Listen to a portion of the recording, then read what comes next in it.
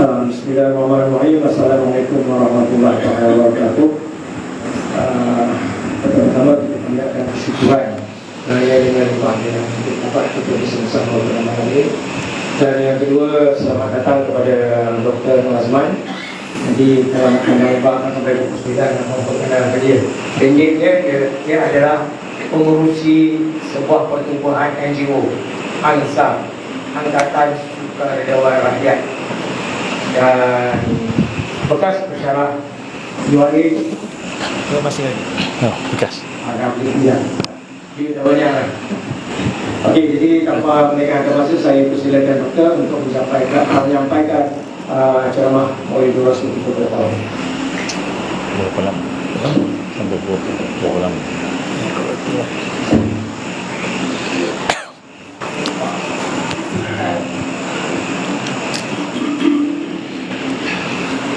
A'udzubillahi samil alim minasyaitonir rajim. Bismillahirrahmanirrahim. Innal hamdalillah nahmaduhu wa nasta'inuhu wa nastahdihi wa nastaghfiruh wa na'udzu billahi min shururi anfusina wa min sayyiati a'malina. May yahdihillahu fala mudilla lahu wa may yudlil fala hadiya lahu. Asyhadu an la ilaha illallah wahdahu la syarika lah wa asyhadu anna Muhammadan abduhu wa rasuluh. Qala rabbi shrah li sadri wa yassir li amri wahlul 'uqdatam min lisani yafqahu qawli. Rabbi zidni ilman amma ba'd. Assalamualaikum warahmatullahi wabarakatuh. Alhamdulillah yang dihormati Tuan Pusat Majlis, Tuan Imam, pimpinan-pimpinan masyarakat, tuan-tuan, puan-puan sekalian, alhamdulillah. Pertama-tama kita syukur kepada Allah SWT dengan izin Allah dapat bertemu pada malam ini. Saya difahamkan bersempena dengan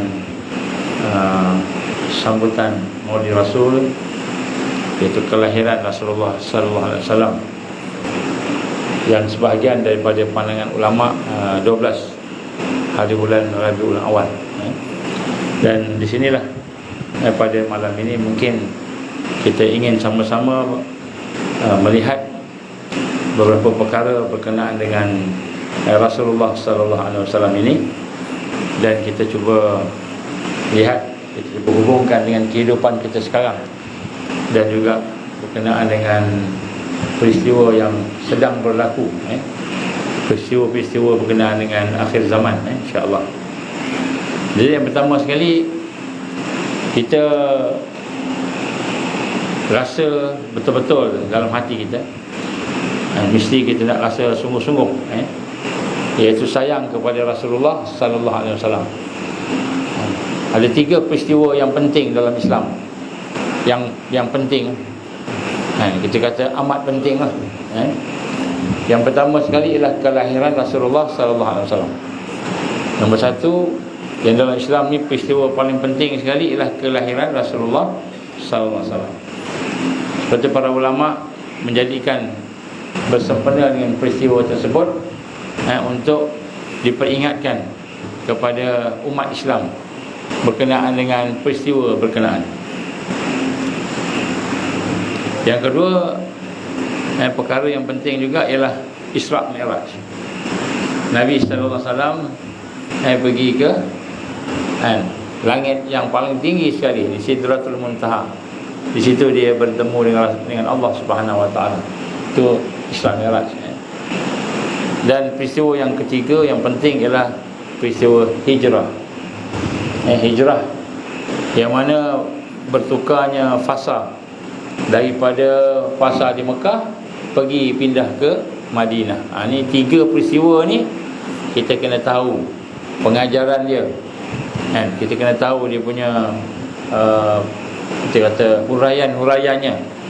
Kerana apa? Kerana 3 peristiwa inilah yang telah menjadikan kita ada pada hari ini. Ini 3 peristiwa yang besar, insya-Allah.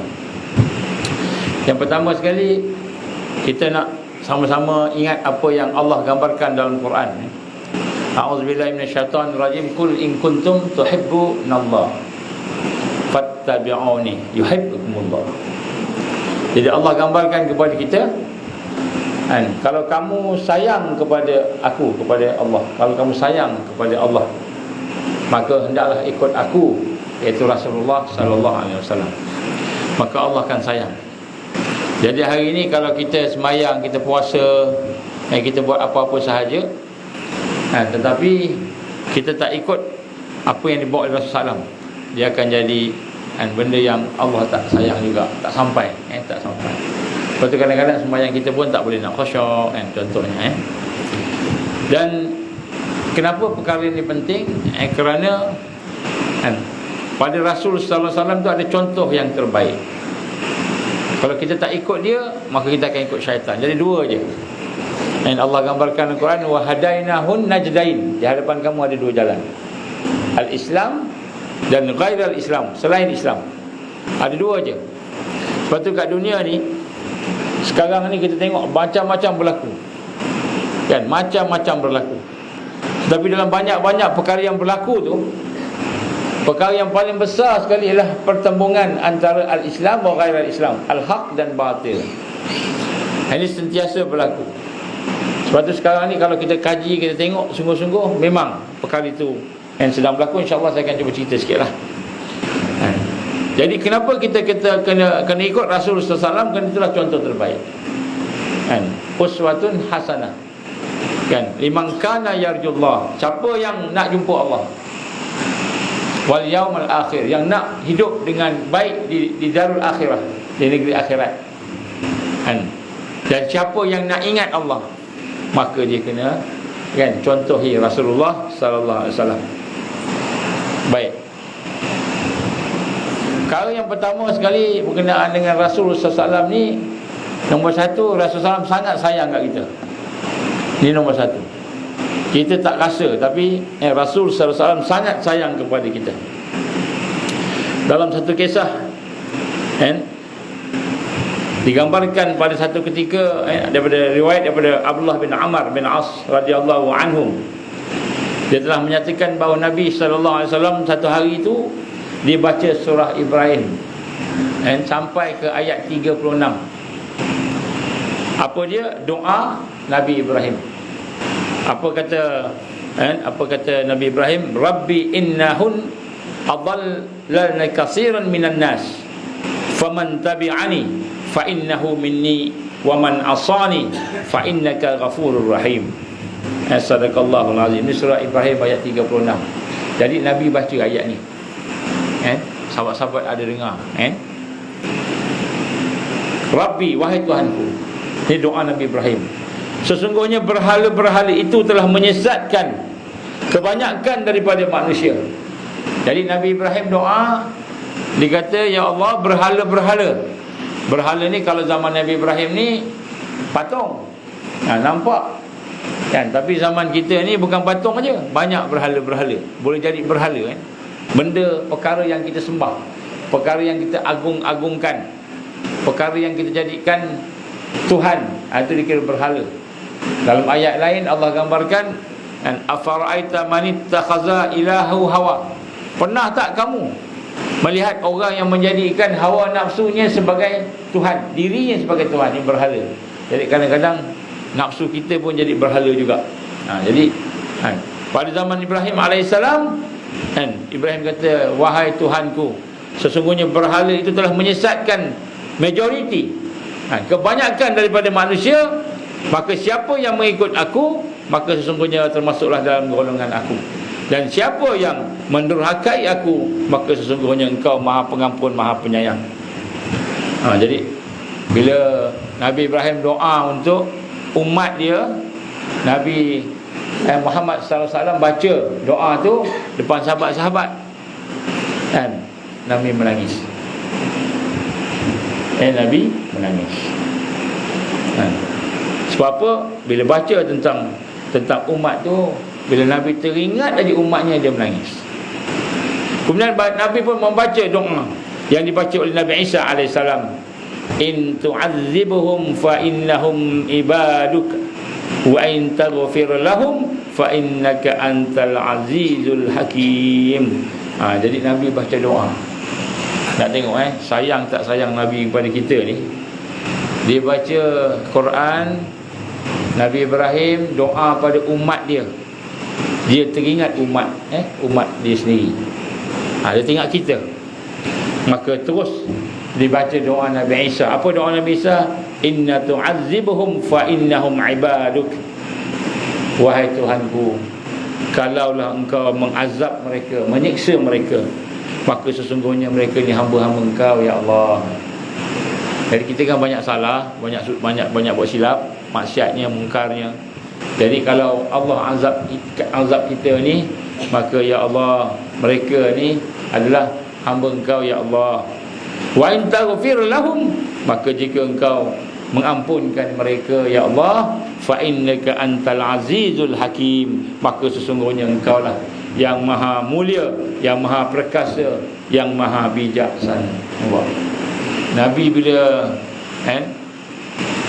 Nabi Ibrahim, Nabi Musa sebagainya menceritakan ke umat dalam Quran, maka dia akan ingatkan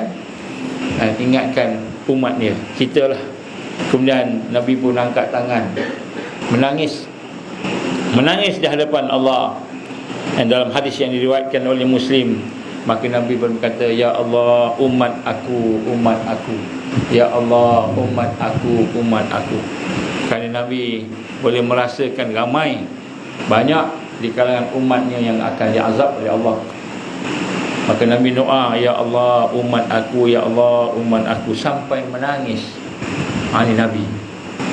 Kemudian sahabat-sahabat pun menangis.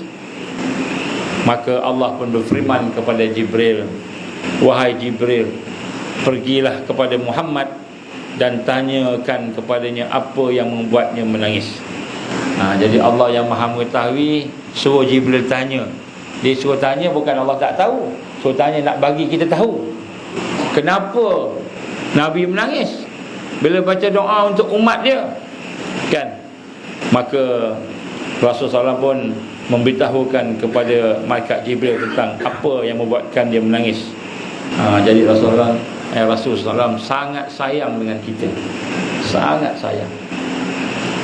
Dia boleh bayangkan, dia boleh rasai, kan, bagaimana ramai di kalangan umatnya itu yang tidak akan mengikut dia, yang akan ikut Dajjal, yang akan sesat, ramai.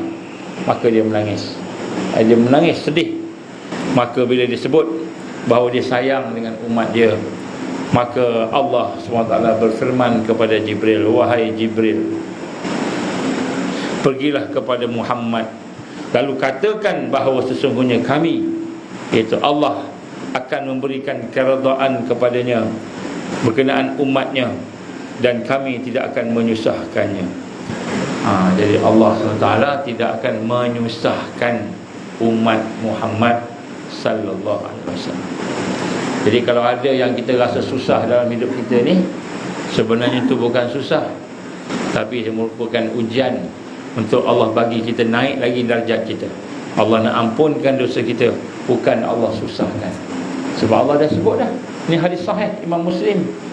Allah dah gambarkan, Allah tak akan susahkan umat Muhammad ni, Allah tak akan payahkan umat Muhammad ini. Jadi di sinilah dalamnya belas ihsan kasih Rasulullah SAW kepada kita, khawatir dia pada nasib kita. Kalau kita ni okey lah, kan, sini tak tahulah banjir tak banjir, kan. Kalau kami di Kuala Lumpur tu, kan, setengah-setengah kawasan banjir. Di Shah Alam, kan, banjir. Di Kelang banjir. Jadi orang yang kena banjir dengan orang yang tak kena banjir, kalau rumah dia tak kena banjir, alhamdulillah tak kena banjir, terlupa kawan-kawan dia yang kena banjir. Kalau di Taman Seri Muda tu, di Shah Alam sebelum ni, kan, banjir teruk sampai tenggelam. Sekejap aja, mula-mula naik sikit, terus naik laju, habis, tak sempat nak angkat apa-apa pun. Tak pernah banjir, sebelum ni tak pernah banjir, tiba-tiba banjir, Allah izin, kan, terputus daripada luar.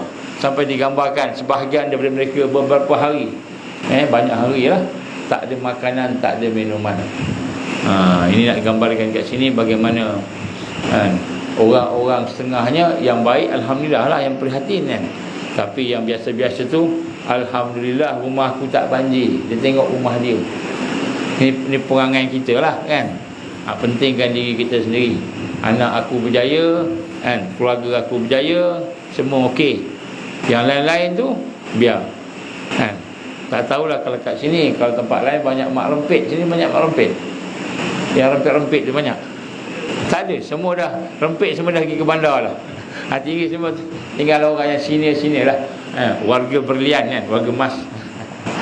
Jadi kalau setengah tempat tu rempit banyak, kumpul ramai-ramai kan. Kita tengok kan, kita tengok anak-anak yang terlibat dengan dadah, medis Felda banyak anak-anak muda terlibat dengan dadah, terlibat dengan kita kata gejala-gejala yang rosak.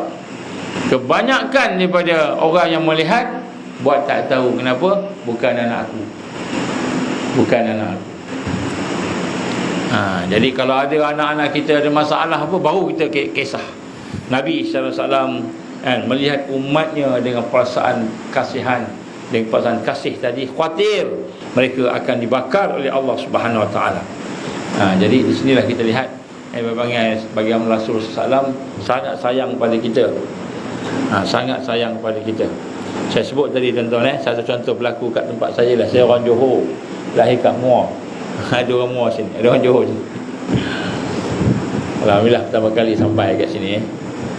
Jerwas. Jadi di Muar ni ada pak saudara saya lah. Pak saudara dah meninggal dah, cikgu kan. Anaknya dah besar-besar, berjaya belaka. Semua berjaya anak dia, alhamdulillah. Kemudian dia jaga pula cucu dia. Anak berjaya, semua berjaya, pakat-pakat besar-besar semua, pangkat-pangkatnya, kerjanya pun elok-elok kan. Sekali tiba-tiba satu hari lepas semayang macam ni lah, lepas semayang macam ni, dia berdiri, tuan-tuan jangan balik lagi. Lepas semayang isyak tu, jangan balik lagi, saya nak cakap sikit, dia kata. Semua pun tunggulah kan. Selalu dia kalau dia cakap mesti penting. Dia orang yang memang orang yang prihatin lah. Dia menangis. Sebelum cakap dia menangis dulu. Dia menangis. Kenapa menangis? Semua diam lagi, semua nak siapa menangis? Isteri mati ke? Kan, anak mati ke? Sebagainya. Akhir dia kata, tuan-tuan, dia kata, dulu saya ingat anak-anak yang minum arak, anak-anak yang berzina, anak-anak yang kena dengan dadah, seleweng dadah, salah guna dadah, anak-anak yang murtad, dia kata. Saya ingat tu anak-anak orang bandar-bandar besar dekat Kuala Lumpur, Johor Bahru, Kuantan agaknya, kawasan bandar-bandar besar. Dulu saya ingat orang yang rosak-rosak ni, anak yang rosak ni, ingat sanalah tempat sana. Hari ni saya nak beritahu tuan-tuan, cucu saya yang saya jaga menatang macam minyak yang penuh, jaga sungguh-sungguh, penuh kasih sayang, jaga dia. Kami sayang dia, dia pun sayang kami. Hari ni dia dah lari rumah. Kenapa? Keluar Islam, ikut orang bukan Islam, murtad. Menangis dia tuan-tuan. Kalau kita anak-anak sakit boleh lagi. Ini murtad tu lari. Menangis dia tuan-tuan. Jadi dia kata, salah saya ingat murtad kan, minum arak, terlibat dengan macam-macam yang jahat. Tu orang lain, anak orang, bukan anak aku. Rupa-rupanya tuan-tuan, dia boleh datang kepada keluarga kita bila-bila masa. Sebab tu Nabi ajar kita supaya sentiasa berkasih sayang, ambil berat dengan jiran kita, dengan kawan-kawan yang ada satu kampung lagi lah. Sebab tu sampai peringkat Nabi kata apa? Seandainya salah seorang daripada kamu mati dalam sebuah kampung kerana kelaparan, mati kerana kelaparan, dan orang kampung tak tolong dia pun, dia tak tengok pun, dia tak tolong dia, mati kelaparan, satu kampung berdosa seolah membunuh dia. Ini nak sebut bagaimana keadaan kita pada hari ini. Jadi saya nak gambarkan kat sini Nabi SAW sangat sayang pada kita. Dan ini judulkan contoh supaya kita pun sentiasa menghidupkan suasana sayang menyayangi antara satu sama lain. Satu ketika diriwayatkan dalam tengah-tengah malam Rasulullah berjaga. Rasulullah berjaga tengah-tengah malam. Dan kemudian pada masa itu Rasulullah SAW solat. Kemudian Aisyah isterinya terjaga. Kemudian Aisyah pun tengok Nabi solat. Kemudian bila Nabi dah habis solat, Aisyah pun tanya, "Ya Rasulullah, aku tengok wajah engkau semayang ni, aku rasa tenang. Tengok aja, tenang dah." Kemudian dia kata, "Ya Rasulullah, doalah kepada Allah untuk aku." Maka Rasulullah SAW pun angkat tangan dan dia berdoa, "Allahumma ighfir li Aisyah ma taqaddama min dhanbiha wa ma ta'akhkhar, ma asrar, ma asar, ma asarrat wa ma aghlanta." Ya Allah, ighfir li Aisyah, ampunkanlah Aisyah. Ma taqaddama min dhanbiha, pada apa dosa-dosa yang mendatang, yang terlepas, wa ma ta'akhkhar, dan dosa-dosa yang akan datang. Maka ya Allah, dosa-dosa yang nampak ataupun a'lant, dosa-dosa yang terbuka, yang nampak, ataupun yang dosa yang asrar, iaitu dosa yang tersembunyi. Jadi bila Nabi doa guna nama Aisyah tu, maka Aisyah tersenyum. Senyum, dia terketawa. Senang sangat dia, seronok sangat sebab Nabi doa. Kemudian Nabi pun tanya, "Kamu suka ke aku doa?" Dia kata, "Ya Rasulullah, bagaimana mungkin aku tak gembira? Yang doa tu engkau ya Rasulullah, bukan suami saja, Rasulullah." Maka baginda menjawab, ni dengar apa jawab dia. "Wallahi, demi Allah, itulah doa aku untuk umat aku setiap kali aku solat." Setiap kali Rasul solat sallallahu alaihi wasallam, dia akan doakan untuk kita. Subhanallah. Ini sayangnya Nabi kepada kita. Sayangnya Nabi kepada kita. Jadi nak sebut kat sini bagaimana keadaan Rasul sallallahu alaihi wasallam, sangat sayang kepada kita. Macam-macam lagi lah, banyak lagi lah kalau nak sebut contoh-contoh Nabi sayang kat kita ni. Tapi masalahnya apa tuan-tuan dan puan?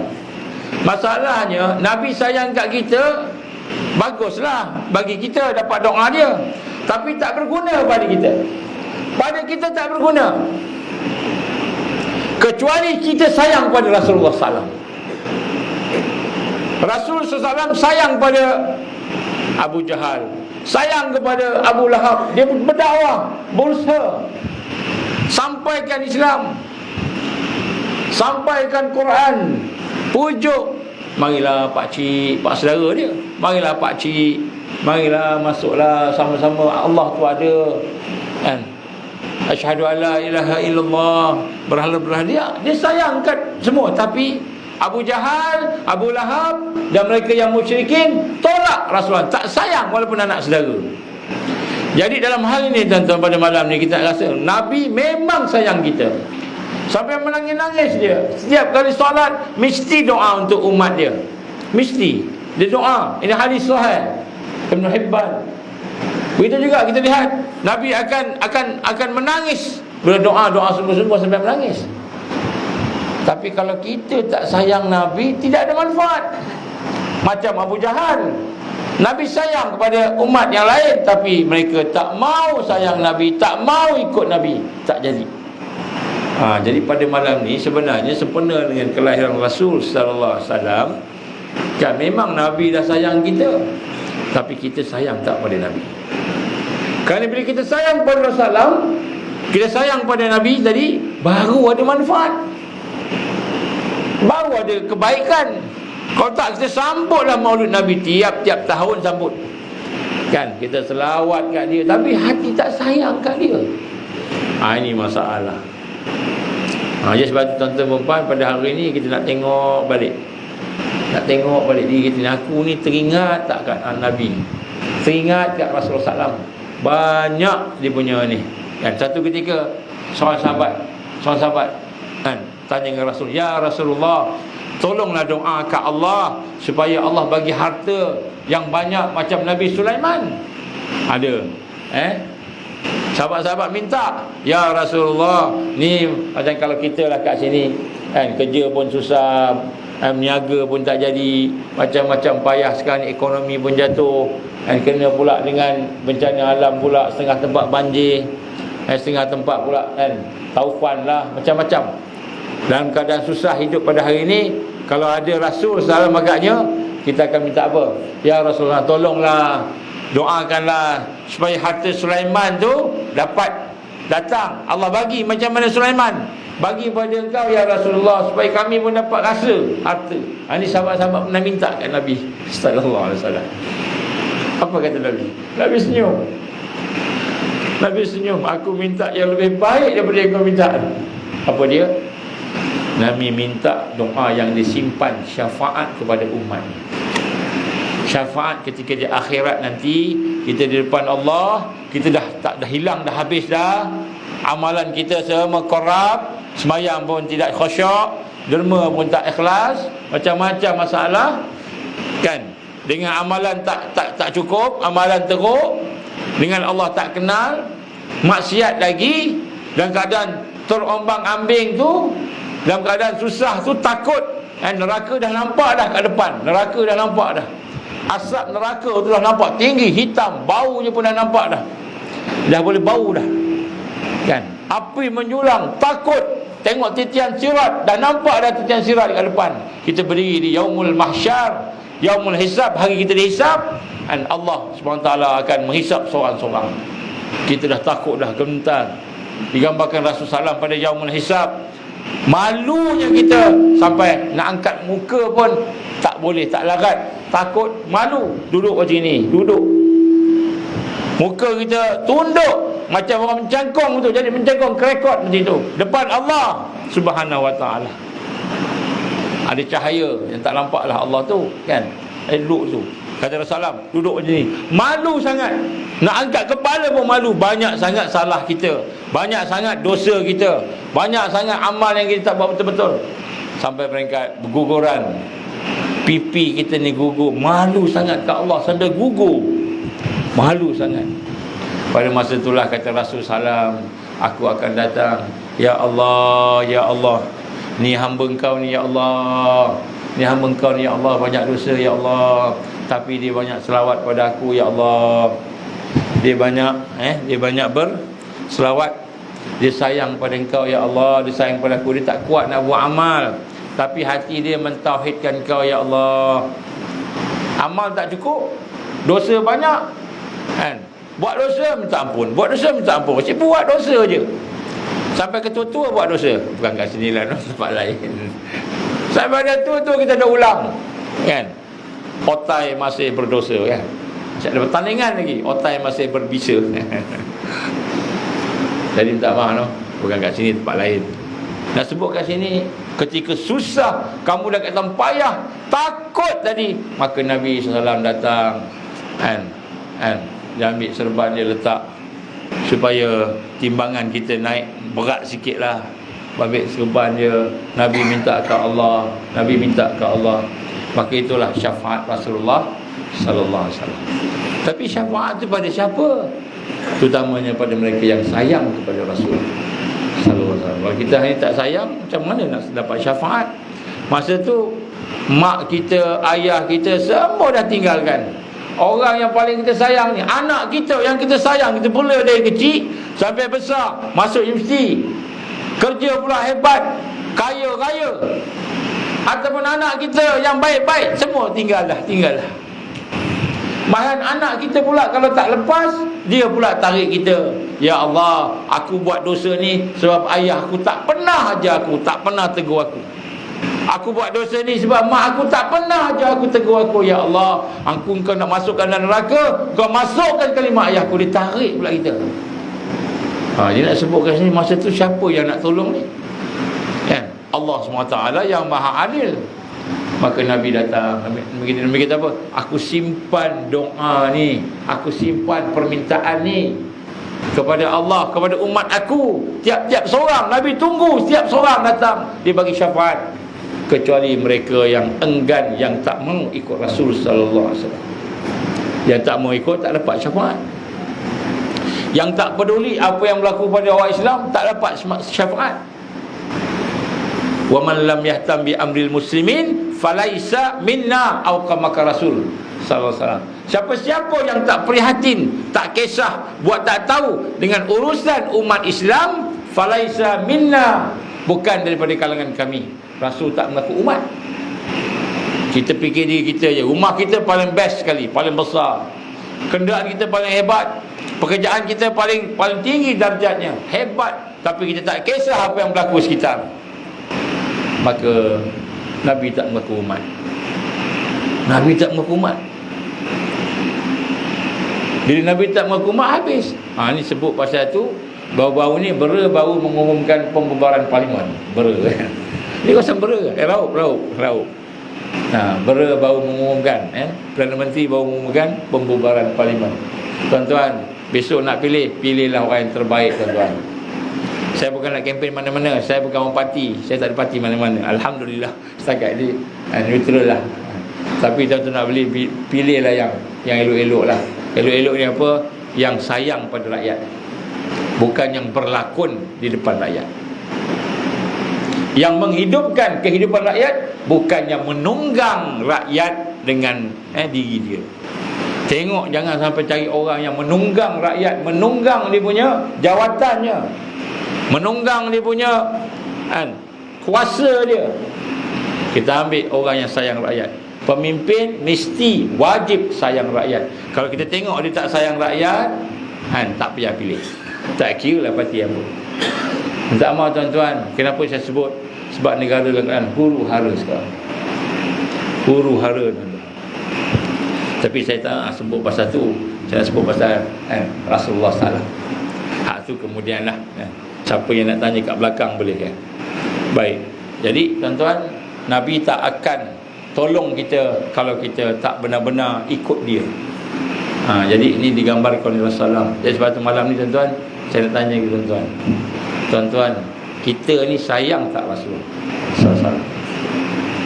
Kalau saya tanyalah tuan-tuan, tuan-tuan jawab dalam hati cukup lah. Saya ni sayang tak Rasulullah sallallahu alaihi wasallam?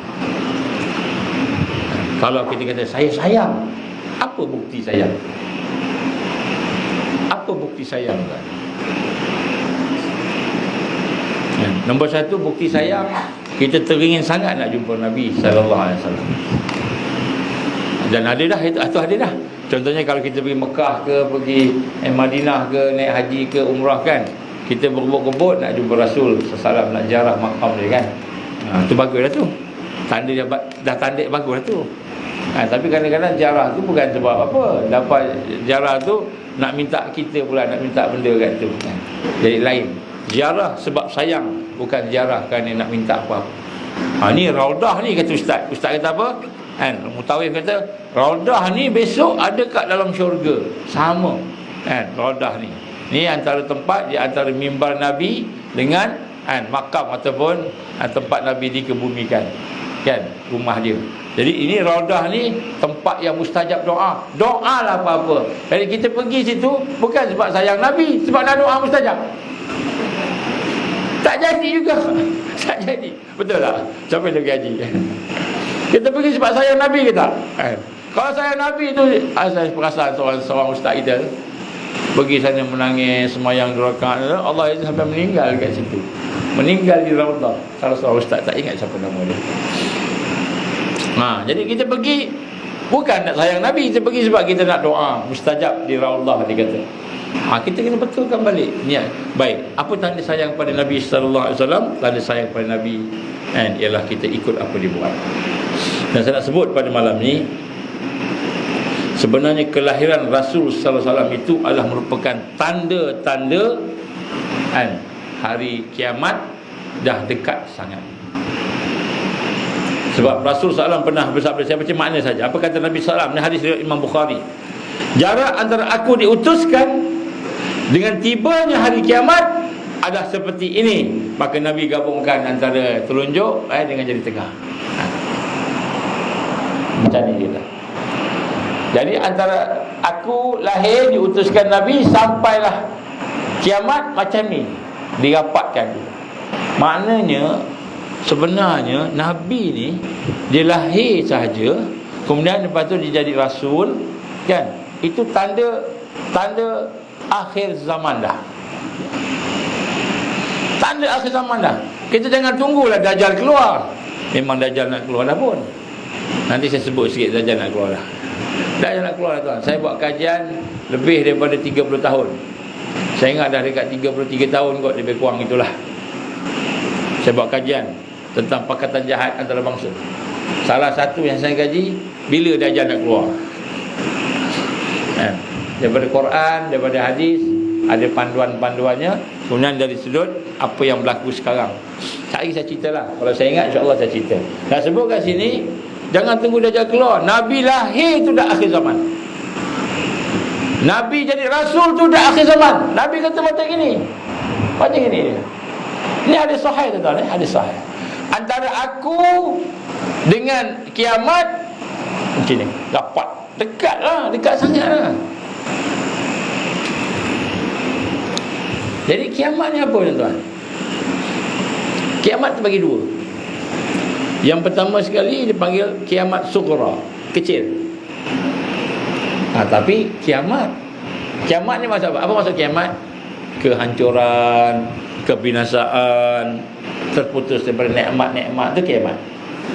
Macam malam ni kan. Malam ni kan kita okey semua sekali. Balik rumah elok-elok, tiba-tiba besok subuh tak sedar, mati dalam tidur. Orang lain belum kiamat, kita dah kiamat dah. Mati tu kiamat. Wa kullu ummatin ajal. Fa iza jaa ajaluhum la yastakhiruna sa'a wa la yastaqdimun. Allah kata semua umat mati, ada kematiannya, ada kiamatnya. Maka bila sampai waktu kiamat itu, tidak akan dilambatkan walaupun satu saat, tak akan dicepatkan walau satu saat. Tuan-tuan, kalaulah malam ni malam akhir, mati-mati kita.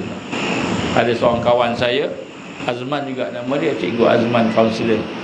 Khamis malam Jumaat, habis meeting, balik rumah, mak, isteri, anak-anak semua dah tidur. Tiba-tiba dia balik tu tidurlah. Dan tidur siap-siap, subuh besok tak sedar. Isteri dia kejut-kejut, tak sedar. Panggil semua, rupanya dah meninggal dunia. Meninggal dunia dalam tidur. Itu dah sampai waktu ni. Kita masih bila tuan? Jadi nak sebut kat sini, kiamat sughra ni, kiamat kecil ni, dia boleh datang bila-bila masa. Semua dah ada dah tarikh ni. Dah ada dah tarikh dia.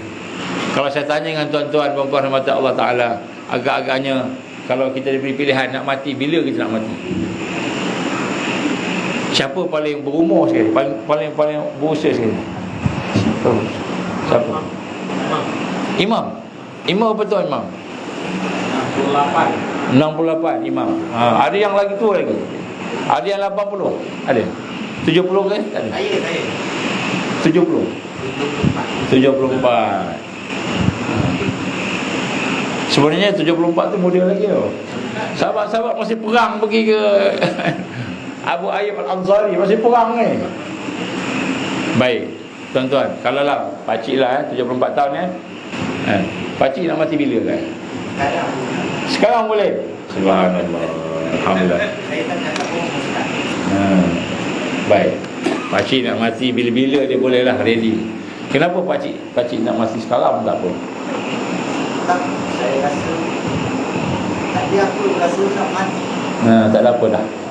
Dulu masa kerja ada jugalah nak cari apa nak kan. Ya.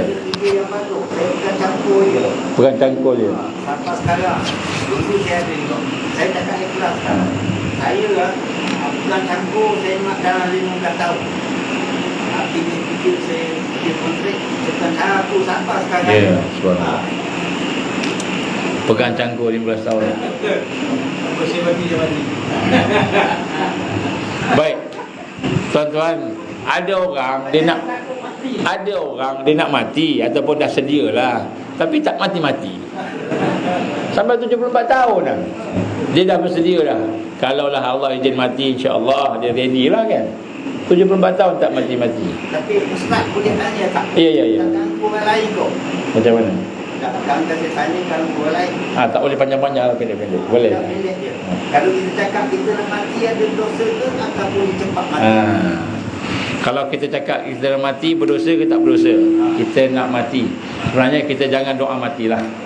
Nabi tak bagi kita doa mati. Nabi kita doa apa? Husnul khatimah. Jadi mati ni boleh bila-bila, besok pun tak apa, malam ni pun tak apa, 2 tahun lagi pun tak apa. Tapi kita minta, ya Allah, matikan aku dalam keadaan kematian yang husnul khatimah, baik saja. Jadi kita minta yang tu. Jadi salah satu tanda kita bersedia, kita sentiasa bertaubat. Sentiasa bertaubat. Ini salah satulah. Baik, jadi nak sebut kat sini, semua akan mati. Kiamat ni mati, habis. Tahu tak mati ni macam mana? Sakit mati ni macam mana? Tahu tak? Seorang sahabat Amr al-As Amr al-As ayah dia, sahabat yang riwayatkan tadi, satu ketika dia dalam keadaan sakaratul maut, maka anak-anak ni kumpul, Abdullah kumpul, cakap dengan dia, ya wahai ayah dia, kamu sering bertanya bagaimana keadaan orang yang sakaratul maut.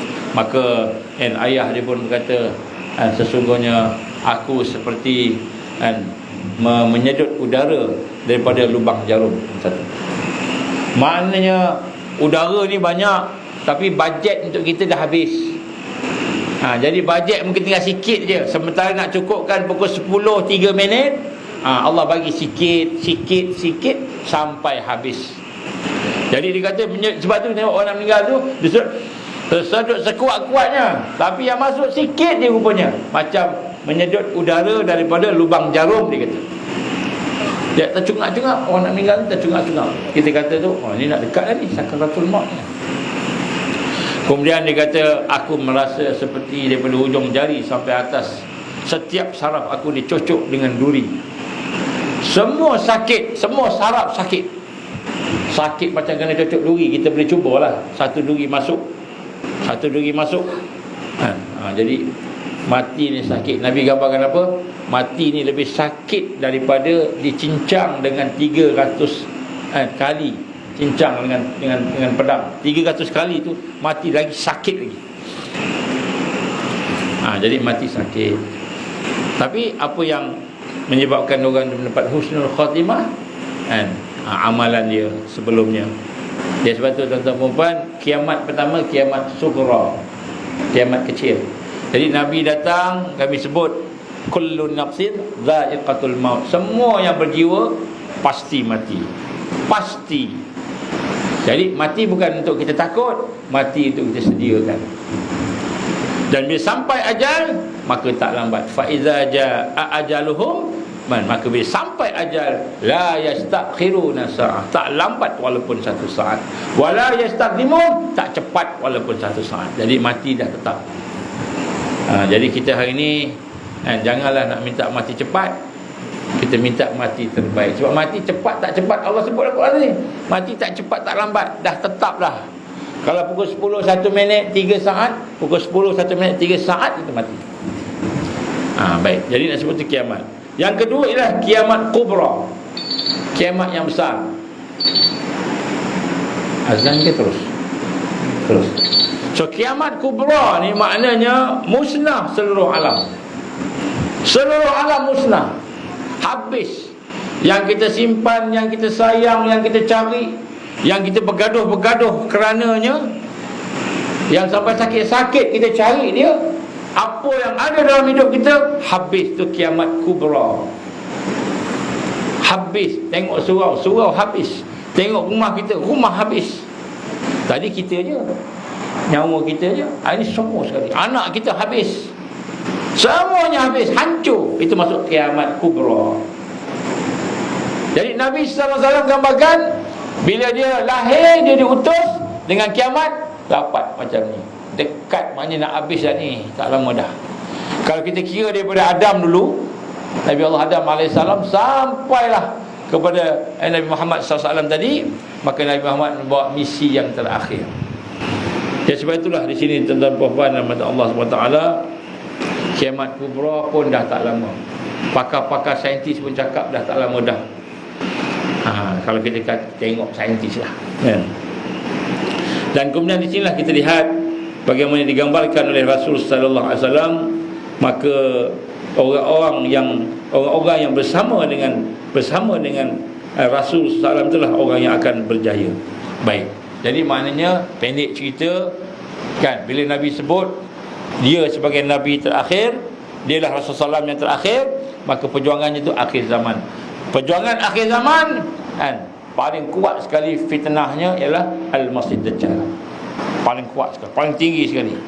Dajjal dia bukan datang untuk rampas harta kita, dia bukan datang untuk kacau kerja kita, dia bukan datang untuk ganggu ekonomi kita, bukan.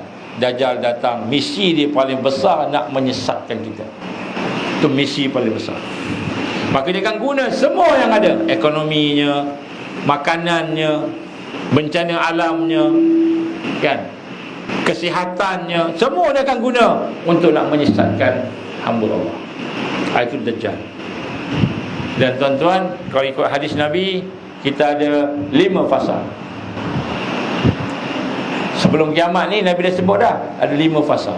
Ni hadis Imam Ahmad, panjang hadis ni, saya baca makna dia, saya baca matan dia je. Nombor 1, fasa kenabian. Yang ini pun dah habis. Dah habis. Nabi dah tinggalkan kita. Yang kedua, fasa Khulafa Ar-Rasyidin. Ini pun dah habis. Daripada Abu Bakar As-Siddiq sampai ke Sayyidina Ali. Lepas tu fasa ketiga, mulkan aqdan, kepimpinan raja-raja orang Islam yang menggigit. Maknanya daripada Bani Umayyah sampai yang last sekali Osmaniyah di Turki. Ini pun dah lepas. Keempat disebut fasa keempat, mulkan Jabbariyah, fasa diktator. Ni zaman kita. Ni fasa yang keempat. Yang kelima, fasa Islam, kebangkitan Islam. Allah akan tunaikan kesempurnaan Islam. Islam akan memerintah seluruh dunia. Fasa kelima. Fasa keenam, Nabi diam, kiamat. Jadi tuan-tuan puan, kita ni pula dah nak masuk 100 tahun atau dah 100 tahun daripada fasa yang keempat tadi. Maka ulama yang mengkaji menggambarkan bahawa kita dah terlalu hampir sangat dengan fasa yang kelima, kebangkitan Islam. Tapi sebelum Islam bangkit, sebelum Islam menang, satu dunia, maka kita akan berdepan dengan sekurang-kurangnya 4 tanda-tanda besar kiamat yang besar. 4. Maknanya jumhur ulama yang mengkaji ni yang dikatakan 10 tanda-tanda besar kiamat ni, tanda-tanda besar bukan kecil. Yang kecil dah banyak dah, hak besar ni. Ada 4 kita akan berdepan. Yang mana bila satu datang seperti tasbih yang putus, jatuh dengan laju. 1, 2, 3, 4, lepas tu habis. Kita berdepan 4 ni, baru masuk fasa kelima, insya-Allah kita menang. Apa 4 ni tuan? 4 ni yang pertama sekali ialah kita sebut kat sini datangnya Al-Masih Dajjal. Yang pertama Dajjal. Yang kedua Ad-Dukhan. Balik ni buka Quran, tengok surah Ad-Dukhan. Apa Dukhan ni? Dukhan ni salah satu peristiwa yang akan berlaku sebelum kiamat. Digambarkan oleh Nabi SAW sebagai tanda-tanda besar nak habis, nak hancur semua ni. Dajjal keluar, nak hancur dah. Dukhan keluar, nak hancur. Mana dulu? Wallahu alam, tu Allah Maha mengetahui lah. Tapi adalah ulama kata, setengah kata Dukhan dulu, lepas tu Dajjal, setengah kata Dajjal dulu, lepas tu Dukhan. Itu wallahu alam, tu semua ilmu Allah. Kita cuma tahu ada 2 tanda besar. Yang ketiga, Isa ibn Maryam akan turun, Nabi Isa akan turun. Yang keempat, Ya'juj wa Ma'juj. Sebelum masuk fasa 5, Islam menang, kita akan berdepan dengan 4 yang besar ni. Tuan-tuan, 4 yang besar. Bila dia agak-agaknya pakcik hidup lagi tak 10 tahun sekarang. Sampai tak 84 tahun agak sesuai kesihatan. Pakcik boleh hidup sampai 10 tahun daripada sekarang agaknya. InsyaAllah. Ni hak paling berumur ni kan. Hak lain muda lagi. Tapi tak semestinya kan. Kalau tuan-tuan daripada kajian, kalau tuan-tuan puan-puan sekalian, insya-Allah umur 10 tahun lagi hidup, insya-Allah jumpa Dajjal. Insya-Allah. Ini kajian, kajian. Bukan pasti jumpa. Nak sebut sini, kemungkinan besar insya-Allah jumpa Dajjal. Kenapa saya cakap macam itu? Kerana Dajjal keluar dengan suasana yang ada tanda-tandanya. Kan ada tanda Dajjal nak keluar. Contohnya tasik Tibria kering, air mata air zughar kering, kan.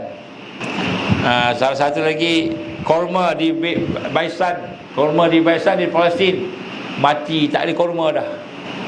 Kemudian lepas tu apa lagi? Apa lagi? Masjid Nabi bertukar jadi istana putih. Itu semua antara lah. Ada lagi semua tanda-tanda besar Dajjal keluar dah berlaku.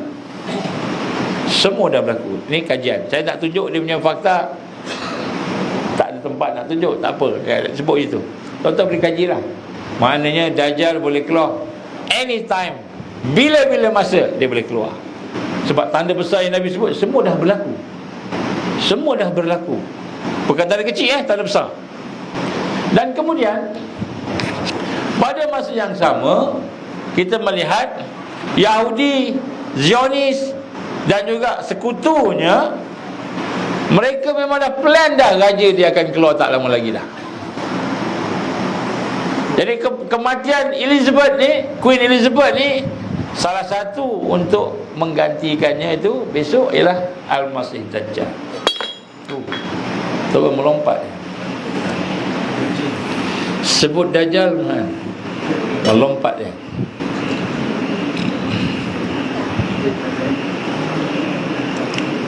Saya bagi contoh, bagi contoh. Nabi gambarkan Dajjal akan berakhir dibunuh oleh Isa di Babul Lut, pintu Lut. Pintu Lut ni kat mana? Kat Palestin. Dekat kawasan mana? Dekat dengan Ben Gurion Airport. Ben Gurion Airport sekarang ni, airport antarabangsa Israel. Itu di Babul Lut. Dan kemudian kita lihat pula bagaimana situasi Palestin dan bagaimana situasi Masjid Al-Aqsa, dan begitu juga perancangan jahat mereka. Berkata seorang namanya Ehud Barak, kalau pernah dengar nama dia. Ehud Barak ni bekas Perdana Menteri Israel, bekas Ketua Intelijen Mossad, Ketua Pengarah Mossad, bekas Menteri Luar Negara, bekas Menteri Dalam Negara. Banyaklah dia pegang jawatan tadi tu. Dia telah berkata lebih kurang beberapa bulan yang lepas. Dia kata apa?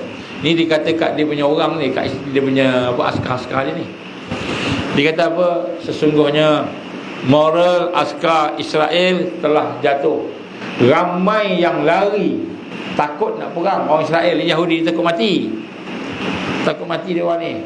Ramai yang lari dah, tak nak berkhidmat sebagai, kan, kita kata khidmat negara, tak ada dah, tak nak jadi askar, tak mahu. Kemudian dia kata berpecah pula. Kemudian tak ada pemimpin yang betul-betul bersih, dipanggil Mr. Clean, tak ada. Netanyahu, Perdana Menteri yang sebelum ni, kan, dijatuhkan sebab skandal. Macam nak dengar je kan. Dia sebut kat sini, kan, tak ada kekuatan Israel. Maka dia kata sekiranya raja, dipanggil Malik Messiah, Raja Al-Masih tidak keluar pada tahun 2024, 2025, maka Israel akan hancur. Maka sebenarnya mereka sedang menyeru, menunggu, dan berdoa supaya Malik Messiah. Siapa Malik Messiah ni? Raja Al-Masih keluar 2024 ke 2025 ke. Ini mereka rancang. Maka tiap-tiap hari mereka doa, daripada sekolah rendah, sekolah tadika, sampai dalam disko, nyanyi tu, lagu tu, menyeru Dajjal datang. Tahun ini mereka bawa ratusan lembu-lembu, dipanggil red heifer ataupun lembu warna merah, untuk disembelih di Baitul Maqdis sebagai upacara ritual korban supaya rajanya datang. Jadi kita tengok yang pertama, tanda-tanda hadis Nabi semua dah berlaku. Yang kedua, mereka pun merancang. Maka sekiranya Allah izin, maka dia akan keluar. Tapi sebelum dia keluar, dia akan pastikan dunia dalam keadaan huru hara. Supaya apa? Supaya manusia akan kembali kepada dia, ikut apa yang dia nak. Maka kita akan dapati kita akan berada dalam kemuncak kesusahan. Mungkin ekonomi teruk, mungkin bencana alam teruk, mungkin kita akan berada dalam keadaan kesihatan kita teruk, makin banyak coronavirus datang. Lepas coronavirus ada virus lain pula. Jadi ekonomi pun teruk. Kita pula berpecah, sama kita pecah, bergaduh. Mungkin perang pula, Ukraine, Rusia perang merebak ke tempat lain. Jadi sebelum dia datang tu, keadaan dunia akan makin teruk. Kata Nabi SAW, kamu akan menghadapi kemarau. 1/3, 2/3, terus 3 tahun. Yang setahun yang terakhir tak ada langsung air, susah. Maka ulama-ulama mentafsirkan kemarau tu salah satunya lah kesusahan. Makin susah, makin susah, makin susah. Kalau nak ikut kemarau, kita hujan lebat ni macam mana kemarau ni kan? Ada tempat yang memang dah tak hujan dah lama dah, ada tempat. Jadi setengah tempat memang hujan, tempat hujan, hujan. Tempat tak boleh hujan, tak hujan, kemarau. Tuan-tuan rahmat Allah, seandainya dia keluar, maka dia akan merosakkan kita. Dan sebab itulah saya nak sebut kat sini, maka kita kena melihat semula hubungan kita dengan Rasul sallallahu alaihi wasallam macam mana.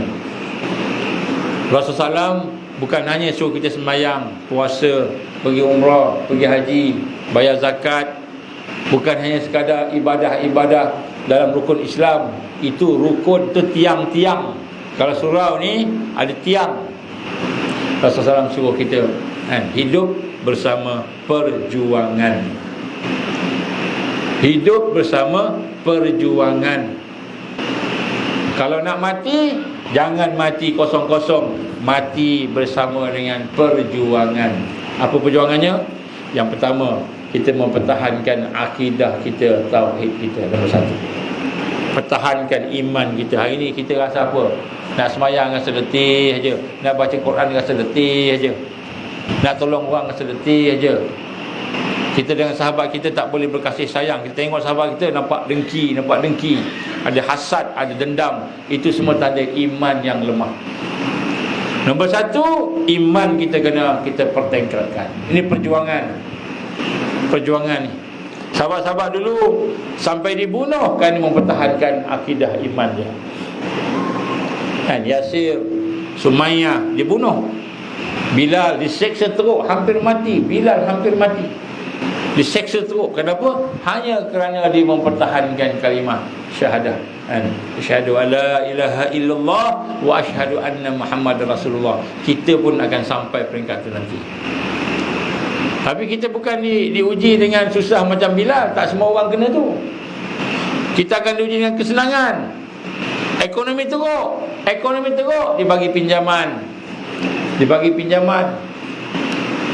Okey, pinjaman, kami bagi pinjaman. Sekarang ni hutang Malaysia berapa? 1 trilion. Hutang Malaysia 1 trilion. Boleh bayar tak? Tak boleh bayar. Tahun depan kita punya hutang yang kita perlu bayar, yang negara kena bayar 166 bilion. Nak kena bayar tahun depan. Agak-agak negara ada duit tak? Sepatutnya ada. Tapi tak nampak mana duit. Ada duit kita, Petronas kita, kat Pahang ni pun banyak emas. Tapi siapa yang dapat emas tu? Bukan negara, bukan rakyat yang dapat emas tu, orang-orang yang tertentu je lah. Jadi negara tak ada duit nak bayar. Bond yang dibuat, hutang yang dibuat, 166 bilion kena bayar tahun depan. Maka pada masa itulah kita tengok akan ada datang bank dunia datang sebagainya, dia tawarkan kita hapuskan semua hutang, ikut digital currency. Digital currency tahu kau dah? Tahu digital currency kan? Ringgit kita tak akan jadi dah RM, ringgit Malaysia tak ada dah, dia akan tukar rentas, tukar tahun 2024 sepenuhnya rentas, semua duit dalam ni. Nak beli gombisang pun kena scan QR code. Semua dah ni. Nak beli gombisang berlaku dah sekarang dekat Thailand, berlaku dah. Jadi okey, saya bagi setiap satu kepala, satu keluarga bagi seorang 3,000 rentas, kata Bank Dunia, bagi semua seorang 3,000 sebagai nak makan, minum ke sebagainya. Tapi dia ada syarat. Apa syarat dia? Nak makan kena jaga alam sekitar. Maka kita tak boleh ternak lembu, tak boleh ternak kambing. Kenapa? Lembu kambing ni dia berak mencemarkan udara, dia katalah. Jadi apa nak buat? Kita makan daging-daging yang buat dalam makmal. Tak payahlah ternak lembu, ternak apa. Ini saya cakap bahasa senang. Ini semua ada fakta dia. Saya cakap bahasa mudah. Oh, jadi nak beli daripada 3,000 rentas tadi, okey, 3,000 100 ringgit untuk lembu, daging makanan perasa lembu. Makanan perasa, bukan lembu. Lembu tak digunakan. Syarat dia tu nak jaga environment, nak jaga alam sekitar. Saya pun betul juga buat kat Mamal. Siapa punya teknologi? Bill Gates punya teknologi. Dah ada dah sekarang ni, dah ada pun. Kita pernah tengok KFC KFC kan ada tu apa tu, daging apa dia panggil? Meatless ya, chickenless. Daging tu kita rasa macam ayam, tapi sebenarnya bukan ayam, dibuat dalam makmal. Apa yang dimasak tu? Apa saja yang nak masuk, dia masuklah. Kita bukan kisah. Habis lepas tu perlu sembelih tak? Tak payah sembelih, tak ada sembelih lah. Sebab apa? Bukan binatang. Tuan-tuan, Allah dia akan bagi syarat. Syarat ni, syarat tu. Nak kembali kepada natural, kepada fitrah, dah tak boleh. Ini antara benda yang dia akan buat, sehingga kita satu dunia akan tertekan, akhirnya ikut dia. Kemudian tak cukup dekat tu juga, dia akan promote pula one world religion, kesatuan agama-agama. Ini yang paling besar sekali. Kesatuan agama-agama dia akan promote pula, sehingga jadikan dia kata apa, kita ni kena harmoni, kena tak boleh bergaduh-gaduh dan sebagainya. Maka kita kena bergabung dengan agama-agama lain. Maka jadilah Islam sama taraf dengan agama lain. Boleh tak tuan-tuan kita mengaku Islam sama taraf dengan agama lain? Tak boleh. Ini akidah. Allah sebut dalam Quran, inna dina indallah al-Islam. Agama tu satu je yang Allah iktiraf, Islam. Wa may yabtaghi ghairal Islam dinan falan yuqbala minhu. Siapa yang ambil selain daripada Islam sebagai agama dia, Allah tak akan terima. Nabi kata apa? Al-Islamu ya'lu, Islam paling tinggi, wala yu'la alai, tak ada lebih tinggi lagi. Ini semua akidah. Tapi tiba-tiba, okeylah, kami bagilah seorang 3,000. Kamu keluarga besar sikit 10,000 dia bagi. Kamu ni pula, kamu ni tak sokong apa ni, kamu ni sokong akhir zaman ni contohnya. Tak sokong ni, kamu dapat 50 rentas saja, sikit je dapat. Jadi dia boleh kontrol. Dia akan kontrol. Bila ekonomi kita dikontrol, maka itu dia pegang hidup kita. Ini cara dia. Dia menyesatkan dengan cara macam itu. Dia bukan serang kita dengan tentera. Dia takkan serang kita kecuali ada tentera Islam. Pada masa itulah tuan-tuan rahmatullah, insya-Allah, biiznillah, sekiranya berlaku perkara tersebut, maka kita akan nampak akan bangkit sekelompok manusia yang beriman, akan bangkit. Dan ketika itu mereka akan dituduh sesat. Satu dunia tuduh dia sesat. Tiba-tiba itulah keturunan Rasulullah SAW yang disebut sebagai Al-Mahdi akan keluar. Tak lama dah tuan. Sebab tu 4 tanda besar tadi, apa dia? Dajjal, Dukhan, apa lagi? Isa dan juga Ya'juj Ma'juj. Di antara 4 tadi tu, celah tu Al-Mahdi. Sekiranya berlaku, sekiranya Dajjal nak keluar, Mahdi nak keluar juga. Jadi habis kita nak tunggu ke Mahdi, tak payah tunggu. Jangan tunggu Mahdi, kita buat apa yang Allah perintah. Kita buat sunnah yang Allah perintah. Sembahyang, kita berdakwah, kita didik anak-anak kita, tarbiyah, kita bina kekuatan ekonomi kita bina kekuatan makanan kita bina kekuatan-kekuatan supaya kita tak bergantung dengan antara bangsa. Tak bergantung. Diorang perang, biar diorang perang. Kita ada sumber kita sendiri. Tak bergantung. Kalau kita ada duit pun, aku ada makanan, aku boleh makan, boleh minum, sehinggalah Islam bangkit. Tuan-tuan rahmat Allah SWT, sebab itulah sunnah kita bila mengingati Rasul SAW, nak ingat hari lahir dia ni, nak ingat maulid dia ni, sempena kelahiran dia ni, bukan kita ingat oh dulu kat Mekah dia lahir sekian-sekian tahun, oh dia lahir dah. Itu budak-budak sekolah rendah pun dah boleh belajar. Kita bila ingat kelahiran Rasul SAW, bukan lagi fikir oh Nabi ni lahir di sini, tarikhnya begini, maknya nama sekian, ayah nama sekian, atuknya sekian. Bukan yang itu. Yang itu sekolah rendah, sekolah tadika boleh belajar. Kita nak tengok sejauh mana kita sayang Nabi, kita ikut apa yang Nabi perjuangkan. Barulah bermakna sambutan Maulid Rasul. Baru bermakna nak ingat Nabi tadi. Kalau tidak, kita ingat biasa. Tuan-tuan, saya minta maaf, saya sebut kat sini apa Nabi cakap tentang kita. Saya tutup lagi. Tengok sini noh. Ini hadis Nabi, hadis sahih daripada Abu Hurairah radhiyallahu an. Rasulullah sallallahu alaihi wasallam dan sahabat-sahabatnya telah pergi ke perkuburan Baqi'. Jadi satu hari Nabi dengan sahabat-sahabat pergi ke Baqi', perkuburan. Siapa yang dah pergi haji, dah pergi umrah tahulah, sebelah masjid tu ada perkuburan sahabat-sahabat Baqi'. Maka Nabi pergi ke perkuburan tersebut dengan sahabat-sahabat jalan. Kemudian Nabi pun bersabda, sejahteralah ke atas kamu wahai penghuni negeri orang yang beriman. Sesungguhnya kami dengan kehendak Allah akan menyusuli kamu. Ni doa Nabi. Bukan amat ingin pada hati aku. Main Nabi kata, rindu sangat aku ni seandainya dapat melihat saudara kita, ikhwana. Maka sahabat-sahabat bertanya, ya Rasulullah, engkau rindu kepada saudara-saudaramu? Bukankah kami ni saudaramu ya Rasulullah? Sahabat tanya. Maka Nabi pun menjawab, kamu semua ashabi, kamu semua sahabat aku. Aku rindu ni dengan ikhwana, iaitu saudara-saudara kita.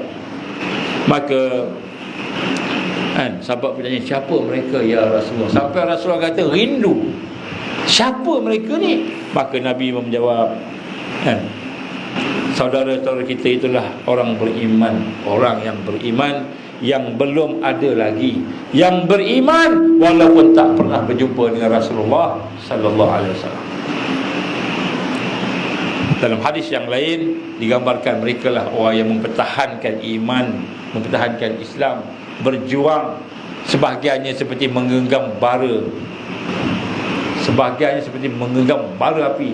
Tapi aku tak ada, aku dah tak ada, aku dah wafat. Ini hadis riwayat Imam Muslim dan Malik, Ibn Majah, Nasa'i. Dia sebut sini tuan-tuan, siapa orang yang digambarkan oleh Nabi tadi? Mereka yang hidup bersama iman dan perjuangannya. Ini ikhwana. Dalam hadis yang lain Nabi gambarkan mereka ni 50 kali ganda lebih baik daripada kamu. Sahabat bertanya, adakah 50 kali ganda sesama kami, sesama mereka? 50 kali ganda dengan sahabat. So tuan-tuan rahmat Allah, bila kita ingat tentang Rasul sallallahu alaihi wasallam ni, kita kena ingat tentang perjuangan yang telah dibawa oleh Rasulullah sallallahu alaihi wasallam. Perjuangan yang ada. Dan apakah antara ciri-ciri mereka yang berjuang? Kita tengok sahabat. Tengok sahabat. Sahabat setelah dia ambil Islam, setelah dia beriman, setelah dia ikut apa Nabi semua sebut, salah satu perkara yang ada pada sahabat ialah sahabat sangat sayang kepada Nabi dan rindu kepada Rasulullah SAW. Sahabat-sahabat rindu dengan Nabi. Dalam satu riwayat digambarkan ketika Rasulullah SAW dalam perjalanan dakwah, sahabat Rasulullah dalam perjalanan keluar, maknanya dakwah, dia pergi ke tempat lain lah, ada sesuatu yang dibuat dengan sahabat-sahabatnya, maka ramai sahabat-sahabat tak jumpa Nabi, Maka bila mereka berjumpa, mereka menyatakan, ya Allah, rindunya kami pada Engkau ya Rasulullah. Rindunya kami pada Engkau ya Rasulullah. Apa tanda rindu tadi? Contoh, tuan-tuan ni sahabat, sampai peringkat mereka mempertahankan Nabi. Berlaku pada peristiwa perang Uhud. Perang Uhud berlaku peristiwa Nabi dikepung. Nabi dikepung. Sampai peringkat sahabat-sahabat Ansar yang ada pertahankan Nabi, syahid mati. Dicincang, tebas, dipanah, mati. Datang pula sahabat-sahabat yang lain, Abu Dujanah dan 2-3 orang sahabat gunakan badan dia untuk menghalang panah datang kepada Rasulullah. Panah datang, dia guna badan dia. Panah datang, dia guna badan dia. Tak bagi kena kat Rasul. Rasul dah cedera dah. Rasul dah cedera. Gigi Rasul SAW patah. Rasulullah dah terjatuh dalam lubang. Ada sahabat yang mati mempertahankan Rasulullah SAW. Rasulullah dah terjatuh lah. Tuan-tuan, salah seorang yang kita nak kenal, nak ingat malam ni, sahabat yang sayangkan Nabi, ialah Abu Talha. Dia mempertahankan Nabi. Dia mempertahankan Nabi. Sekurang-kurangnya ada 35-36 tusukan pada dia. 35-36 cincangan kat dia. Sampaikan jari dia ni putus jari dia. Pertahankan Nabi. Orang nak parang Nabi, nak potong Nabi ni, dia tahan dengan tangannya, putus jari. Lepas tu orang nak cocok, dia letakkan badan ni, kena 35-36 tusukan. Abu Talha sayang pada Nabi sampai dia korban diri dia. Ini sahabat dulu. Sehingga Abu Bakar As-Siddiq radhiyallahu an, Amirul Mukminin, kata apa? Dia kata, bila kami teringat peperangan Uhud, maka kami teringat Talha. Uhud ni dia yang punya, dia kata Abu Bakar As-Siddiq radhiyallahu an. Dia yang punya. Badan kena tikam, kena panah, dan kemudian dengan tangan dia putus jari-jari ni. Tahan pedang nak cocok Rasulullah, dia tahan dengan tangan dia, putus. Ini sayangnya sahabat pada Rasulullah sallallahu alaihi wasallam. Kita hari ni kan macam mana? Tetapi bagi mereka yang proses diri dia, tengok balik, kenal Nabi semula, tingkatkan iman balik, kenal Allah semula, kita buat balik betul-betul bukan hati kita ni, kita akan menangis bila berselawat kepada Rasulullah sallallahu alaihi wasallam. Jadi tuan-tuan dan Allah, apa dia tanda kita ni sayang Nabi, kita ni sokong Nabi, mendukung Nabi? Akhir zaman kita bersama dengan perjuangan Rasulullah sallallahu alaihi wasallam. Sebab tuan-tuan, hari ni banyak sangat tipu daya, terlalu banyak tipu daya. Saya nak bagi salah satu tipu daya yang tuan-tuan, sebab Dajjal akan datang ni. Berapa dah? Boleh lagi?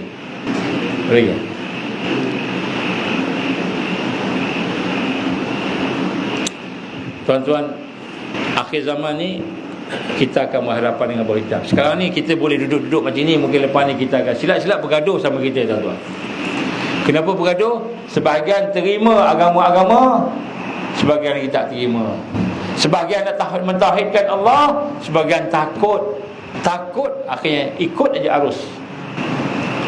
Maka Abu Hurairah radhiyallahu an telah bersabda Nabi sallallahu alaihi wasallam, "Salasun idza kharajna la yanfa'u nafsan imanuha lam takun amanat min qabl aw kasabat fi imaniha khaira."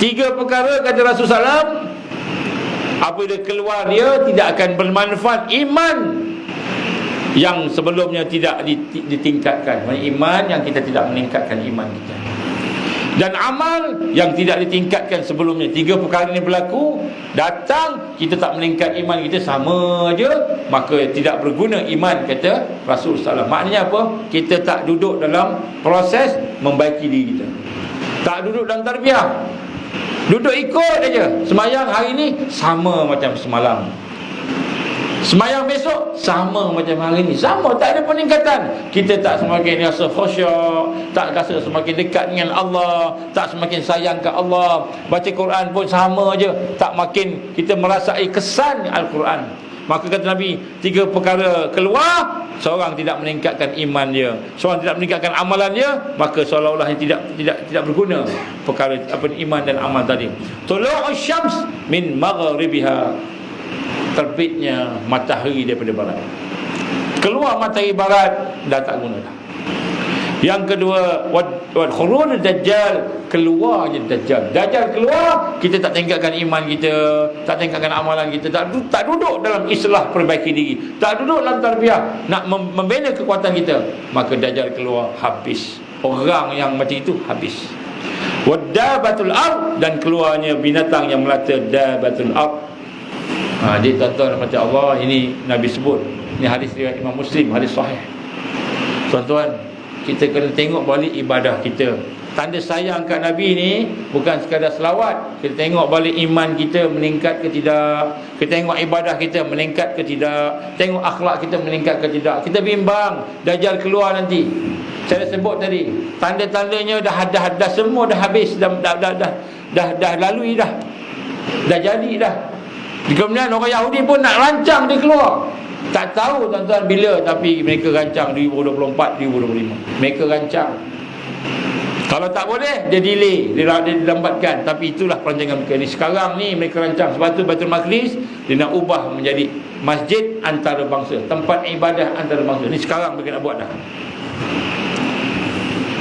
Sebab itulah tuan-tuan macam Allah, dalam hadis yang lain diriwayatkan oleh Abu Hurairah juga, dalam hadis yang diriwayatkan oleh Muslim, akan datang pada akhir zaman. Saya bacakanlah, dia punya makna dia.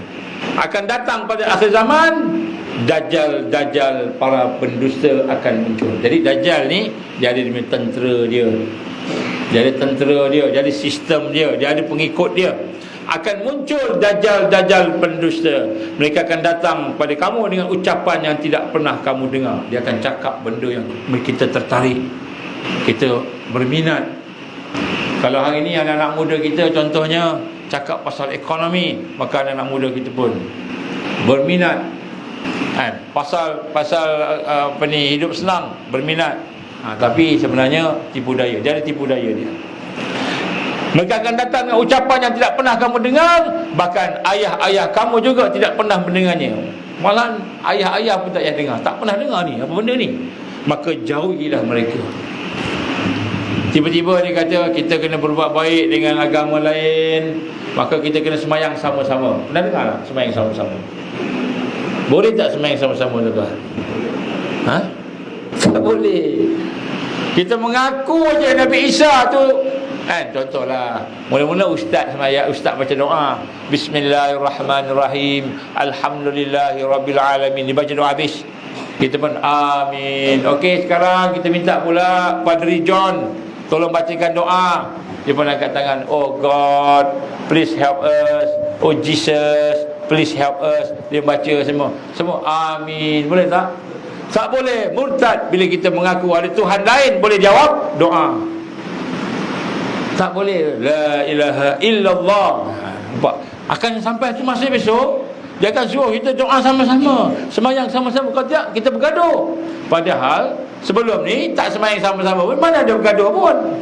Tapi dia buat macam itu, sehingga kan duduk semayang sama-sama, berdoa. Saya dah tengok dah di Abu Dhabi, di UAE, ada seorang ni orang Yahudi, dia pakai kopiah kecil tu kan, lepas tu dia semayang kan, macam sembahyang kita.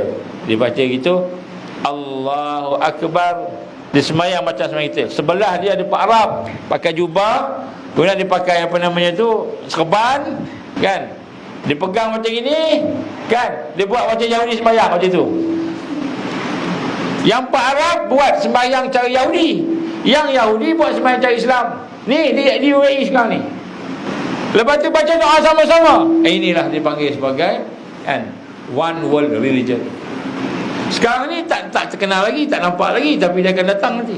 Inilah yang akan menyesatkan umat Islam. Tak lama dah tuan-tuan. Sebab tu nak gambarkan kat sini kan, Nabi sebut ni, akan datang pada akhir zaman munculnya Dajjal. Maknanya bukan seorang, banyak. Ni pengikut dia lah, tentera dia. Para pendusta, penipu, mereka akan datang pada kamu dengan ucapan yang tidak pernah kamu dengar. Bahkan ayah-ayah kamu juga tak pernah mendengar. Maka jauhkan, jangan pergi. Sebelum ni kita pernah dengar doa sama-sama, sekarang kita doa sama-sama. Kenapa? Nak kesatuan, nak peace, nak toleransi, nak brotherhood, nak jaga keamanan, kena samakan agama. Maka cara tidak langsung atau cara langsung adalah menyesatkan akidah yang mentauhidkan Allah. Ini sekarang belum berlaku tuan-tuan, tapi Nabi dah sebut dah. Dan sebab tu perkara-perkara ini akan berlaku nanti. Lagi berpecah. Mana boleh ni doa sama-sama ni, mana boleh? Kan? Kita baca doa, dia orang aminkan boleh tak? Tak ada masalah lah nak aminkan doa kita. Tapi kita jangan aminkan doa dia. Sebab dia minta pada Jesus, dia minta pada Krishna, Ram Krishna, dia minta pada Tuhan dia. Tiba-tiba kita amin, kita terima Tuhan dia jadi Allah pula. Mana boleh? Syirik. Jadi benda sebelum ni tak pernah dengar. Okey, saya sebut satu lagi benda. Saya tanya dengan tuan-tuan, apa dosa paling besar dalam Islam? Dosa paling besar dalam Islam apa dia? Macam dengar tak dengar. Syirik kan? Syirik kan Allah tu dosa paling besar. Allah takkan ampunkan. Syirik Allah tak akan ampunkan. Contoh tuan-tuan, kita pergi bomo, kita pergi kat bomo. Syirik tak? Syirik tak boleh. 40 hari ibadah tak terima, pergi bomo. Jangan dah pergi bomo. Kalau susah-susah sangat, baca Quran, minta ke Allah. Ataupun doa sama-sama kita minta ke Allah, jangan minta kat bomo. Okey. Ni dosa paling besar dalam Islam, syirik. Lepas ni, dosa paling besar dalam Islam bukan syirik, tetapi bila kita tidak boleh bersama, bersatu, toleransi, berkasih sayang dengan sahabat-sahabat kita daripada agama lain. Itu dosa paling besar. Sehingga kan siapa yang tidak mahu atas dasar saya sebut sensitif sangat lah. Kalau sebut sensitif sangat, jadi saya sebut macam ni, atas dasar toleransi, peace, love, kasih sayang tadi, kita kena bersama. Siapa yang tak bersama, maka dia adalah teroris, dia adalah pengganas, maka dia akan diperangi. Nyawanya halal, hartanya halal untuk dirampas, nyawanya halal untuk dibunuh. Ini akan berlaku bila Dajjal hadir. Itu yang kata semua orang, betul juga. Imam pun kata tak apalah, kita amin luar, tapi hati kita tetap la ilaha illallah. Kalau tidak, hati kita kena bunuh, dia kata. Imam cakap macam itu. Mungkin pegawai-pegawai cakap macam itu. Tapi untuk syarat batalkan akidah, bukan hanya dari sudut mulut, dari sudut hati, dari sudut perbuatan. 3 benda kan. Kemudian Allah kata apa, Rasul kata apa? Jauhilah mereka, mereka tidak akan menyesatkan kamu ataupun mendatangkan fitnah kepada kamu. Maknanya jangan dekat dia. Nabi kata apa? Jauhkan, jangan pergi dekat dah.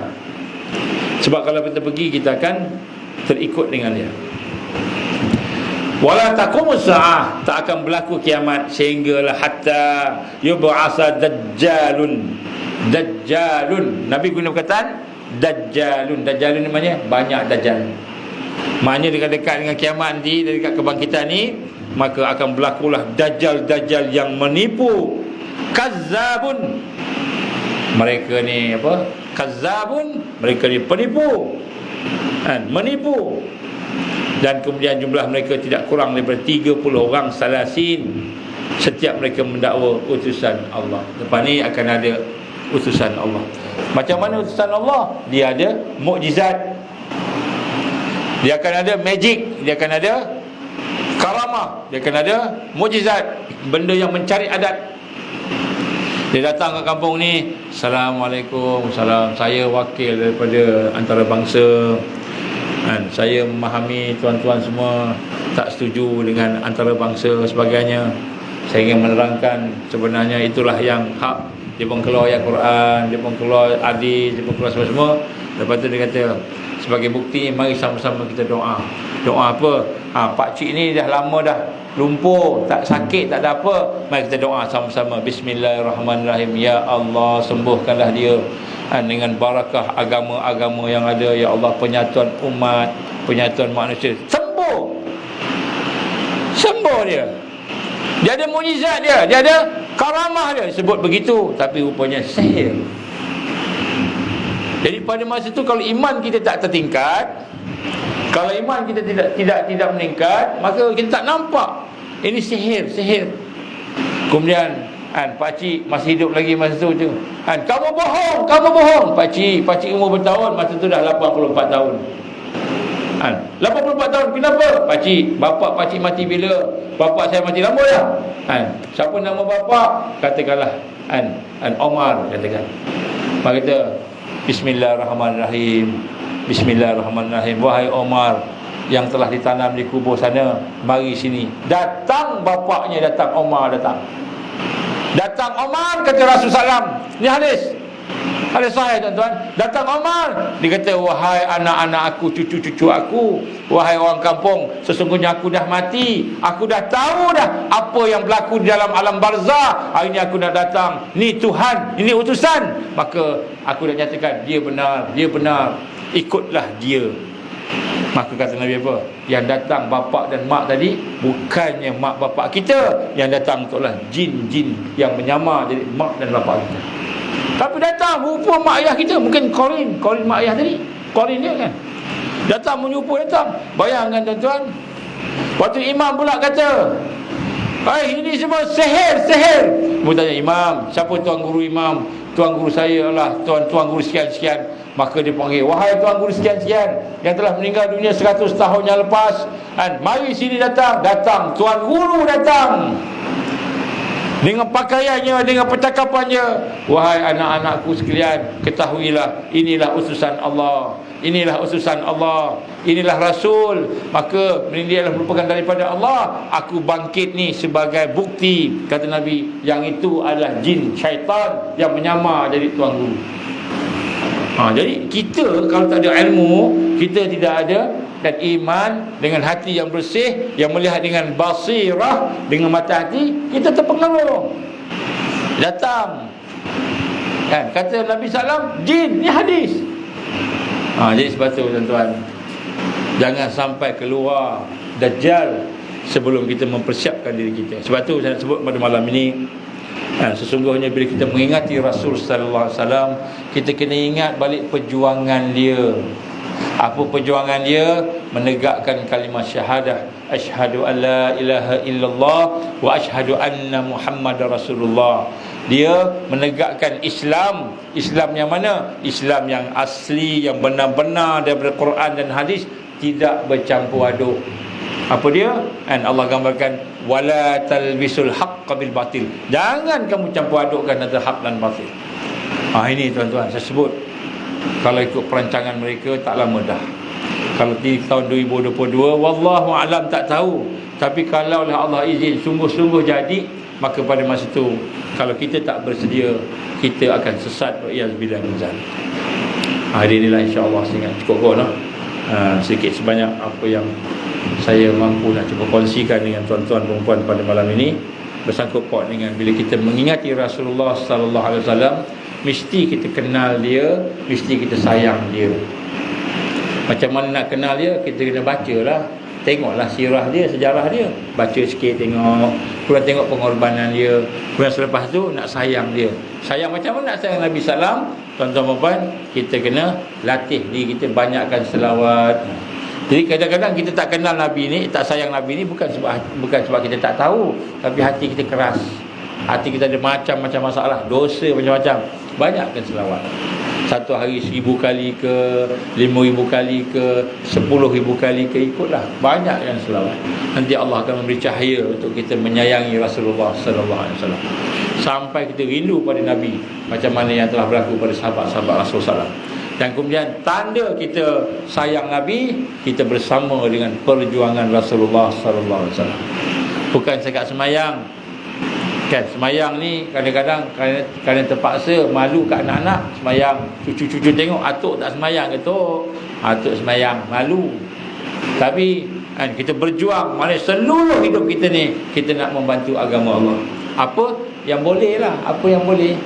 Kalau kita boleh tolong hidupkan masjid, surau, kita panggil orang datang, ataupun kita sama-sama baca Quran, hidupkan agama, sehingga agama ni menjadi kehidupan kita, insya-Allah.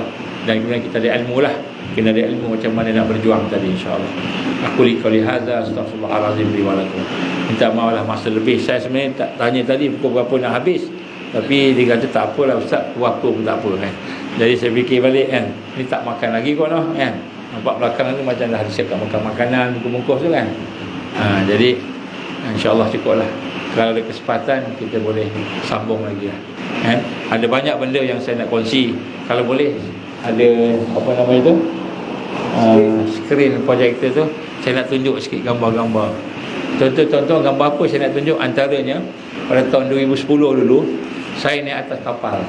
Kalau ingat lagi ada peristiwa Mavi Marmara, kena serang, kapal flotilla kena serang. So saya salah seorang dalam atas kapal tu lah. Jadi ada 9 orang mati atas kapal ditembak. Seorang kena tembak ke halkum, seorang kena tembak dekat antara dua kening, seorang kena tembak tepat-tepat kat hidung, seorang kena tembak dekat umbun-umbun dia, umbun-umbun dia tembak. Seorang kena tembak dekat dia punya tulang belakang, betul-betul masuk belakang, tulang belakang. Mati, shoot to kill. Tapi saya sebut malam ni tuan-tuan, mula-mula kami sedih tengok kawan-kawan yang kena tembak atas kapal. Israel lah yang tembak ni, kan, Yahudi yang tembak ni. Dia tengok balik, rupanya wajah semua tersenyum. Kalau Piramli kata apa? Mati dalam iman, itu Piramli kata lah kan. Tapi senyum sungguh. Kemudian darah memancut keluar, darah banyak mengalir, tak berhenti-berhenti darah dia keluar. Sampai besok pagi pun keluar lagi darah, mengalir. Ya. Jadi walaupun darah banyak tapi tak bau hanyir dah, bau wangi tu. Tak tahu nak cakap macam mana bau dia, wangi. Jadi bila mula-mula sekali kami sedih, kawan-kawan kena tembak kan, meninggal dunia kan, tengok lama-lama tengok wajah dia tersenyum, seolah-olah dia bercakap kat kita. Kan? Aku dah pergi dah, aku dah lepas dah. Engkau tunggu dulu. Lepas ni kau pula kan, teruskan perjuangan. Macam gitulah, seolah-olah macam gitulah dia cakap. Tengok wajah dia kan, tengok wajah dia tu kan. Kita pula jealous kan. Tuan-tuan, orang Malaysia seorang pun tak mati walaupun kena tembak. Salah seorangnya Halim Ridwan kena tembak kat kepala, tembak kepala. Aku kena tembak kan. Tak ada darah. Oh, kita kebal. Bukan kebal, 2-3 butir yang mula tu dia guna peluru getah. Jadi orang Malaysia layak kena peluru getah, tak mati. Jadi bila kami buat postmortem baliklah muhasabah, kenapa lah seorang orang Malaysia kita tak mati, seorang pun tak syahid. Kenapa? Rupanya pakat-pakat banyak hutang belaka. Beli kereta hutang, beli rumah hutang, apa-apa hutang belaka. Sampai peringkat nak kahwin pun hutang juga. Jadi sebab tu Allah tak pilih syahid. Jadi kita hari jauhi hutang. Jangan kita berhutang. Jadi pakat-pakat berhutang, nak belajar pun hutang. Hari ni PTPTN lah apa. Tak maaf tuan-tuan, kita elakkanlah diri kita daripada berhutang, insya-Allah. Jadi insya-Allah kalau ada masa tu boleh saya tunjukkan gambarnya kan. Sebab buku saya tulis buku sikit, buku tu dah habis dah sold out, tak ada dah buku tu. Gambar kawan-kawan sahabat-sahabat yang kena tembak tu, subhanallah. Sampai sekarang saya ingat. Semua tersenyum kan. Seolah-olah kan, aku dah habis dah kerja aku kat dunia ni. Tapi syahid, semua syahid tuan. Darah dia mengalir. Dah sampai kat Turki tu, nak tanam pun mengalir darah, masih terpaksa ditutup. Wallahu a'lam, insya-Allah. Jadi kalau ada kesempatan kita boleh bincang-bincang lagi lah kuliah, insya-Allah. Aku liqali hadza astaghfirullahalazim li wa lakum. Saya minta maaf tuan-tuan, suara tinggi, banyak cakap. Mudah-mudahan Allah ampunkan dosa kita sama-sama. Mudah-mudahan Allah beri redha pada kita, insya-Allah. Wabillahi taufiq wal hidayah. Assalamualaikum warahmatullahi wabarakatuh. Majlis mengucapkan terima kasih kepada doktor atas pengalaman. Jadi kita memang menunggu untuk kehadiran doktor menceritakan pengalaman. Saya tak nak cakap jadi pengalaman dia sebagai bantuan Israel. Boleh doktor?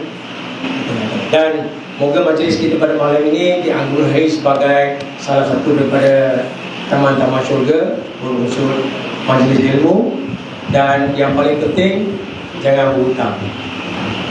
Jadi kalau yang berhutang tu cepat-cepat nak bayar ya, cepat ya. Jadi kita sudahi dengan tasbih kafarah dan surah Al-Nas. Bismillahirrahmanirrahim.